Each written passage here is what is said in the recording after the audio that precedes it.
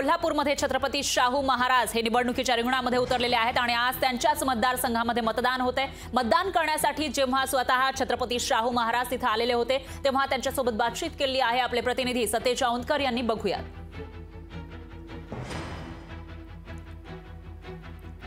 यांनी काही वेळापूर्वीच मतदानाचा हक्क बजावलेला आहे।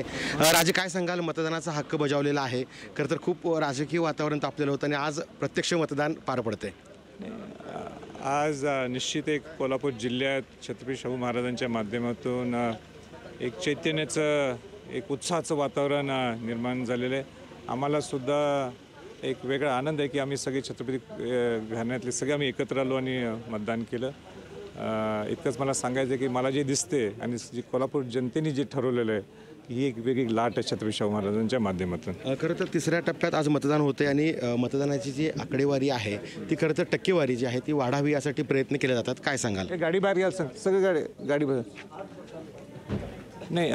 माझं जनतेला आव्हान हेच आहे की उष्णता फार वाढलेली आहे आणि म्हणून पहिल्या टप्प्यातच तुम्ही मतदान करून घ्यायला पाहिजे जेणेकरून दुपारी लोड होणार नाही आणि कोल्हापूर जनता नेहमीच जास्त टक्केवारी मतदान करते।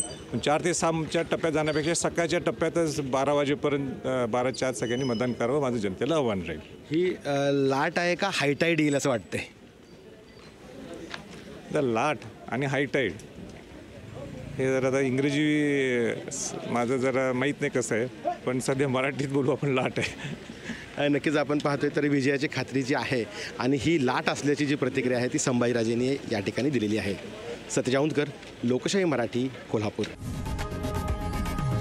लोकशाही मराठी, ऐका, पहा, जागरूक रहा।